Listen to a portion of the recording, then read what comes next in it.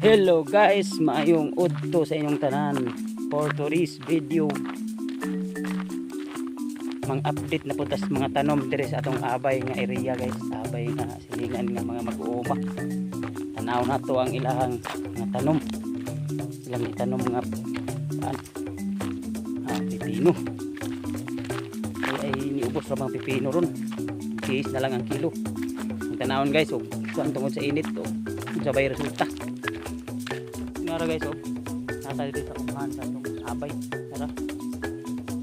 Tanaw na itong ilang pipino kung kuan ba sa nabutay ba sa init. Tanaw guys, oh sus. Nang loy-loy gid guys. Oh. Nang loy-loy. Tungod sa init. Sabing binisbisa karon guys. Raw luwag mi siya dito paingon tulo kalata. Kita nyo na guys, oh.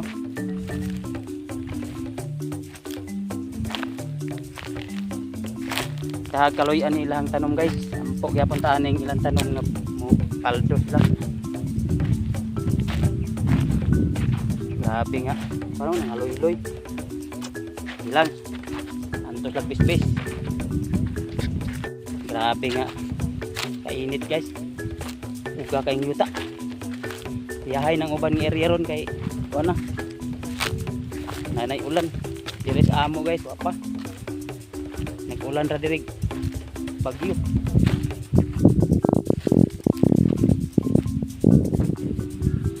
Nya grabe kainit ang panahon. Gani sa yutihan diri guys, ipasagda na lang wala karbisi ano at sa yuti barato kay sa yuti karon 500 na lang ang sako sa yuti nga bayabason man yun. 500 na lang ang sako, barato kayo kini guys. Hayahay na ni sila ani kay nakasapon man ni atong tag 3,000 tag 2,825 ang sako. Karon balos ibagsak, pero kani sila dili gyapon ni makuan kay ang mga kuan ani masimilya man kaya ani oh bapa kay lang sa yuti oh.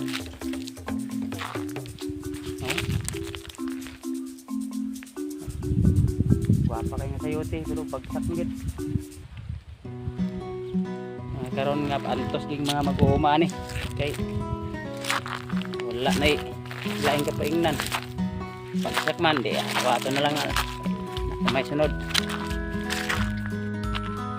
Ano ni karon guys, update lang natin aming mga tanom diri sa atong silingan. Oh, supra gid kainit.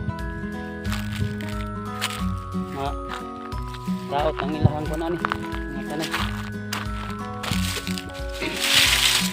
Mudot patag kahoy dayon kay utay sugnod. To